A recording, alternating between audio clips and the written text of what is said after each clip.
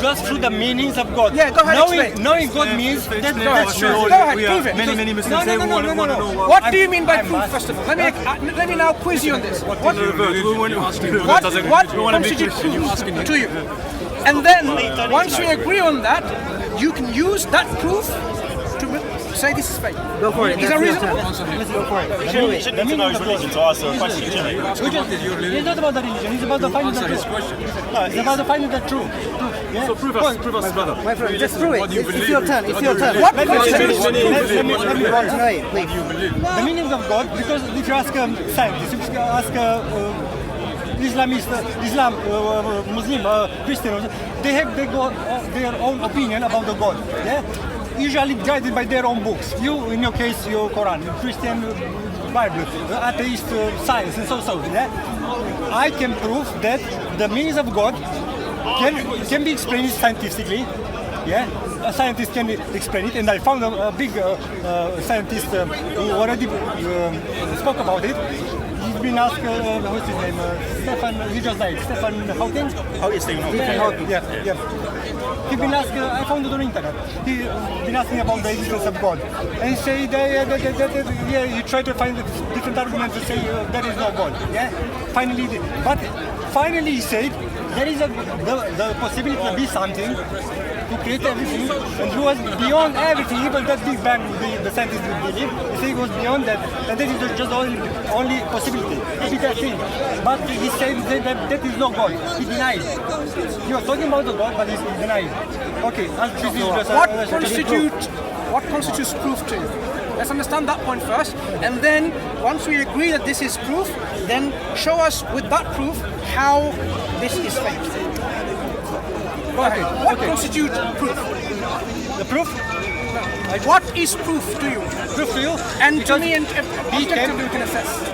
Yeah, he can be explained scientifically. This is the easiest way for anyone to understand, because all of us know a bit about science. Yeah. We can. If you talk about the religion in your way, another one in his way, it's hard to get the points, to get the ideas. But when someone comes to you, experimentation. No. Empirical. No, evidence. it's not experimentation. Yeah. Science only deals with what? No, I know how the science works.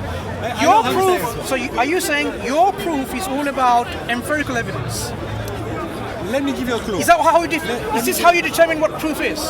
Let me give you. Put them on your one. There are proofs. There are proofs which can be used outside of empirical evidence. Such as? Listen, I'm not going to tell you what is rational proof. I'm not going to tell you because I want to check to see if I can find someone, just a single person, who knows what God is. Because I ask Christians, I ask Muslims, I ask... Slow down. Yeah. If you get engaged in a discussion, you don't have to ask too many people. Perhaps you can find an answer from this gentleman, from someone around this meeting. So you're saying there's proof outside of empirical, and you're saying rational proof. You're talking about rational, like syllogism. I'll just give you an example. There are lots of other types of proofs. Yeah. Empirical proof is one type of proof. So when you say proof, is this the only type of proof, or there are other proofs available? No, proof. Just understand. I repeat. The meanings of God itself, He explained. He is a proof. Proof is independent of the word God. Listen, in your definition.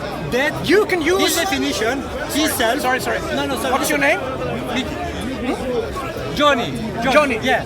And yours? Chris and Johnny. Right. For us to understand, Chris and me, right? To understand the concept of proof, I don't need to know what a camera stand is, do I? Yeah. I don't need to know. Yeah.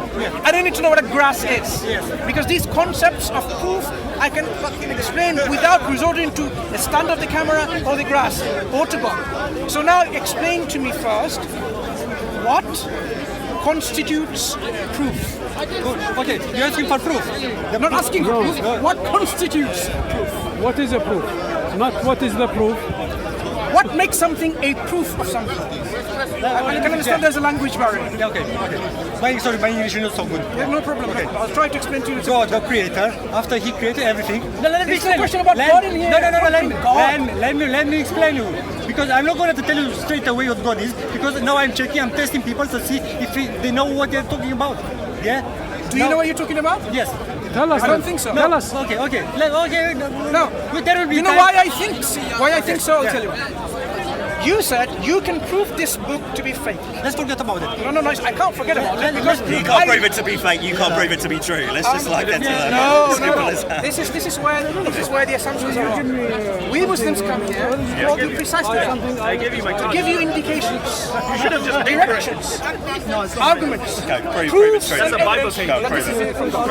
Okay? Sorry, excuse me. Let me give you some examples. Perhaps you can. Are you okay with that? Because if we can prove this is from God, then you cannot prove it's not, because it's already proven to be from God. If you see the contrary has to be false. So the Quran makes several falsification tests. If that book wasn't from God, then this is what you can do to confirm that. One of the falsification tests is this: if this book was not from God, then you should be able to make a book like it, 10 chapters like it, or even a single chapter like it, in the language that it is in the Arabic language, in the Quranic genre that this is sent in. Because this book is composed of letters, Arabic alphabet, right? The way it's, which makes into words, sentences, chapters, a book. Like I'm taking the English terms for it, right? What we say is there is surah, which is a linguistic unit, and ayah, which is like a sentence, but it's not a sentence because you can have one word, which is an ayah, and we can have 20 or 40 words, which is an ayah. It's a linguistic unit of a surah. So this Quran challenges, let me show you, I'm not just making this up, several challenges the Quran makes for a reason, precisely to make people think. So he says here, and if you are in doubt about what we have sent down, this Quran, upon our servant Prophet Muhammad, because he's the one who's given this book to, then produce a surah, this is like surah 2, yeah? So all of these are surahs, 114. Produce a surah, the like thereof, and call upon your witnesses, supporters, other than Allah, if you should do it. If you think you are able to, then do it. If you can't do it yourself, the Quran is not stopping you from getting support and help from other people who can. But it says if you do not, then you'll never be able to. So this is how the Quran confirms that you will never be able to. Then what you do? Fear the fire, whose fuel is man and stones, prepared for the disbelievers. So there's a warning associated with this. You think, go ahead, try to meet the challenge, but if you fail to do that, remember, human beings and stones will be full of hellfire, those who reject. Okay. Those who reject. But if you believe, give glad tidings to those who believe, and do righteous deeds, that there will be gardens in paradise beneath which rivers flow. And it continues with the descriptions. So, good, good tidings of the pleasure that awaits, and the happiness and comfort that awaits for those who really believe. Belief is not just based on blind faith, just like disbelief shouldn't be based on blind faith. It should be upon knowledge. The Quran tells us actually, فَعْلَمْ أَنَّهُ لَا إِلَهَ إِلَّا. Know with certainty. Know. Not just believe. Know with certainty that there is no God except Allah who is to be worshipped. So where's the proof from this? Right. Yeah. So now this is a falsification test the Quran is offering. So you're saying, can you replicate it? If you think it's not from God, then go ahead and replicate it. We are now in 1400 and how many? 38, 39 or more. But what's that if that's not a replica? 1367. But what's that if it's not a replica? 1367 years. So sorry, say again, I lost But you. what is that if that's not replica though? I don't understand what you mean by... You should be able to bring a chapter like this. Like, do you know how the smallest chapter in the Quran? I'll just give you some examples. How small these are. Look, 4 ayat here. Surah, this is a surah. 3. You only have to do 3 ayah or 3 lines to make a chapter. If you wish, you can do 10 or you can do a whole book. So the creator has actually made it simple for people to falsify this book by saying, bring something even like one single chapter, which is like 3 lines. But when you say bring it from where? How do you mean? imitate it, make it, replicate it. But that's a replica, surely. Surely No, no, every no. Quran is a replica of... No, this Quran came with a certain form, right? A linguistic drawn. The Quran is saying you cannot imitate it because of the way the Quran is revealed. Come up. So, I'm sorry, I'm missing something here. I don't know. Come up. Shakespeare wrote You come lots up of with poems, something right? like it. Yeah. Shakespeare wrote poems in sonnet form. Yeah, but then you can't replicate Shakespeare, can you? You can can replicate Shakespeare. you can replicate the way the sonnets are made. People have done that. You can use this form and replicate it. This is how, like, the style, for example. Yeah. Are you saying people cannot replicate? All human works can be replicated. That building there is a work of art from an architect. That can be replicated. It's But not in- surely, I don't understand why that isn't a replica. This is precisely how the Quran is addressing us to reflect on this book. Yeah. Why is it impossible? So, But that itself is a replica, though. that Well, is maybe the it's exact saying words. duplicate or replicate. Imitate It it. is the- Replicate means, when I say replicate, I mean imitate something like it. Bring something like it means not exactly copying word for word, letter for letter, sentence for sentence, but using the structure, the language, the eloquence, the grammar, the meaning, the syntax. Bring something like it. Some people tried to do that, and they became a laughing stock. So the Arab, It's very subjective once it's not exactly the same, doesn't it? this particular one is not subjective. I'll tell you what's happening. There's some recent books that are published. Of course, this has to be in Arabic. Nature of this. Objectively demonstrated how there are things that you have to imitate. These rhetorical features. For example, every chapter of the Quran has more rhetorical features in linguistics, we call rhetorical features, right? Than the total number of words. So if you have 10 words, there will be more than 10 rhetorical features within this chapter. Much more. Use an example. How do you mean? To give you an example. Give a short, small one, a small example. Example. Yeah. So the Arabs, when they talk, this one says, "Qul huwa Allahu ahad." Say he's Allah is ahad. In the Arabic language, the word ahad is not you ever used to say like he's one. You would say like ahadul something, one of something. You don't say like a noun to make it into a noun. So the Arabs would never use this word, say he's Allah, he's ahad. You would say he's wahid, perhaps, but not ahad. You would not find these examples of usage in the pre-Islamic poetry. Even the Arabic linguists today, they won't come up. They won't use it. It's simply this construct not possible. So this is a construct from one sentence where the Arabs understood the meaning because the Quran explained what this ahad is within the context. It used a language from the Arabic language, and yet this Arabic language cannot be used by anyone. This particular type of language. We call this drawn. It is restricting how to use it. Sure, another example. Very, very quickly. It's difficult because it's linguistics and your role is in economics, right? Alhamdulillahi Rabbil Alameen. Praise be to Allah, the Lord of all the worlds. Right? Now, when it was revealed, Say that sentence again, sorry, in English. Praise be to... all praise is due to Allah, Lord of all the worlds. Okay. Yeah? So we believe existence of many worlds. You get similar sentences like that in the Bible. No. This is English, right? We're not talking about bring something, imitate something in English. In Arabic, Alhamdulillahi Rabbil Alameen. The Arabs, during the time of the Prophet ﷺ, they had no concept of more than one world. It will be alam, not alameen, which is a plural form. So, if they heard it first time, Alhamdulillah Rabbil Alameen, they could understand that this is a conjugate or derivation of the word alam into a plural form.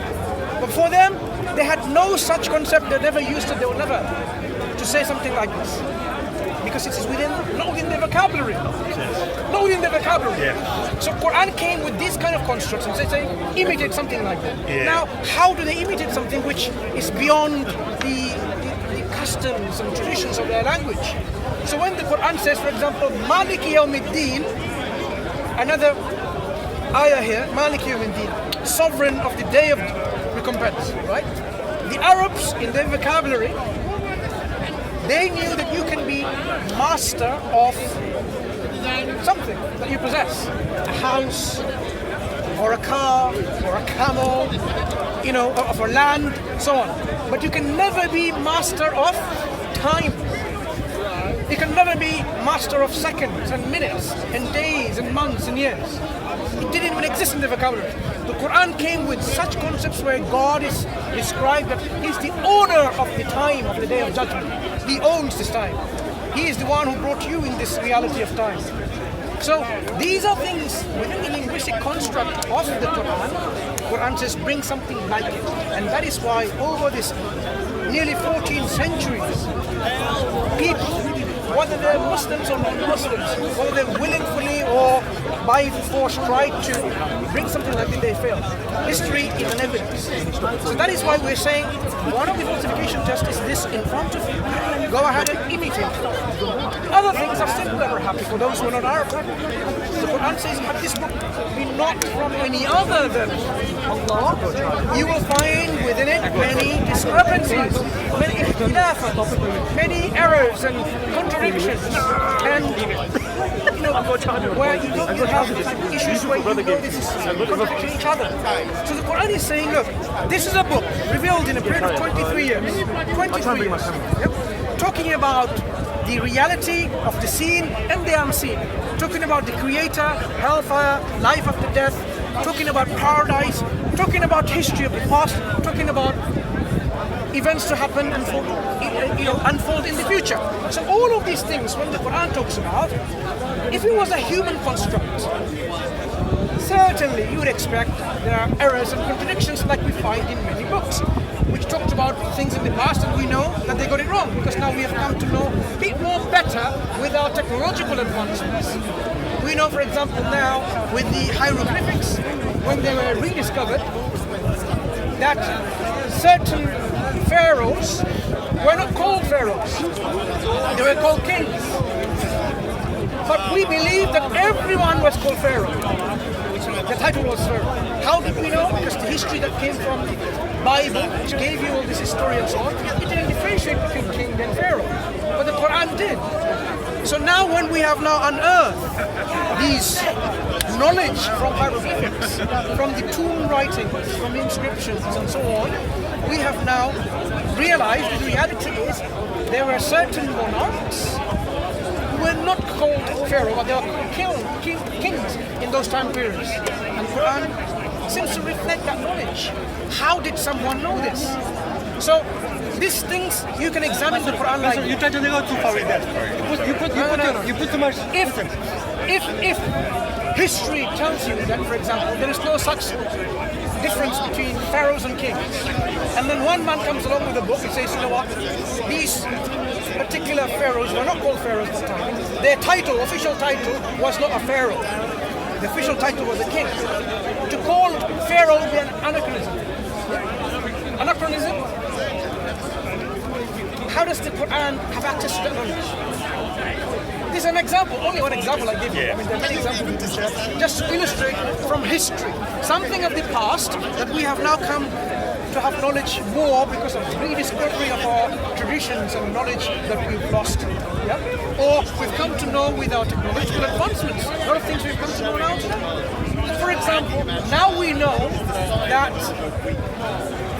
the roots of the mountains are actually more than the tip that we see at the top. Mountains have inward derivation, if not elevation, down there. We describe them as like roots. Yeah. Right. That's how the Quran describes a mountain. How? What does it say? Well, God made the creators as autad. The description is like this. When you erect a tent, you put a peg here. The peg, a little part is at the top, and most of the part is underground. This is how the Quran describes how a mountain is. And we know this is how the mountains are. Does the Quran explicitly say that the majority of a mountain is below the surface area? No, the Quran says mountains, he made them as pegs. As pegs. So the mountains like pegs. The example is a like peg. So you have a peg where a little bit is at the top and the rest of it is downwards. I think most people could quite easily tell that a mountain goes into the ground. Did you know that? No, but he's not saying that there's more of it in the ground than there is. What is a peg? When he describes something, it's like. Why doesn't he tell them about quantum physics or something like that? That would be brilliant. Let's understand one thing. If the Quran says, you know what, I created hadrons and leptons. Tell me, what did you understand by I'm not quantum physics? But they didn't understand anything by the time themselves. No. They understood pegs. They understood the concept of mountainous roots. Easy. But science may use a different term for this particular concept of downward derivation. Okay, well, Yeah? I don't So see that. what the Quran, let's take that as an example. The Quran is using a term which is understood by the laymen and by the professors of an expertise. Yeah, for ease of access to people. So this is what the Quran is accessible to everyone. If the Quran used terms like, as I said, gluons, at that time, gluon, what is a gluon? You're going to confuse more. If that book came to clear people, to make things clear to people, and by using this term, it's going to even confuse more.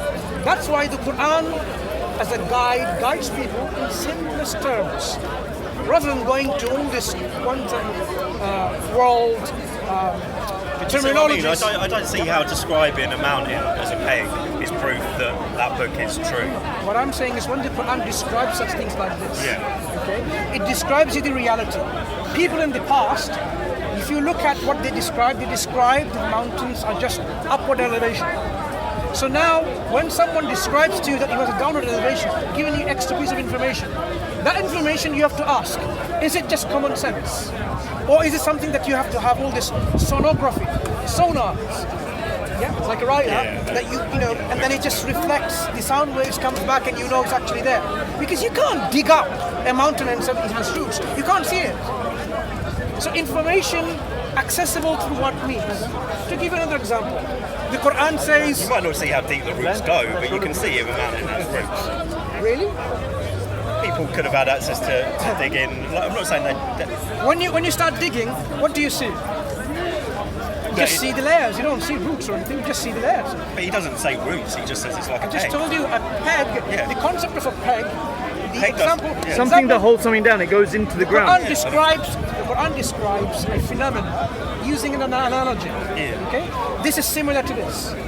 So if I told you he's like a lion, he doesn't look like a lion. At least you can understand that he may be very brave like a lion, very strong like a lion. So in language, The good thing about analogies is you can use them in quite a lot of different ways, can't you? yeah, but a peg cannot be used to say it means it's salty. It doesn't mean that the taste in it is salty. It only has so many meanings. Peg a description, for example. Yeah, but it doesn't have one exactly. For example, when the Quran describes how the human embryo is developed within the wombs, it goes against the traditional understanding how people thought the babies are formed. It just says it goes into several phases. It looks like a leech. A leech is something that people have seen. They know what a leech looks like. So they could understand that when the Quran describes, it goes to a phase where it looks like a leech. And this is what we know about the embryo. An embryo from, say, 17 to 21 or 21 to 23 days old looks like a leech. Not only it looks like a leech, it actually functions like a leech. Do you know how it functions like a leech? The child takes nutrients from the A mother. leech.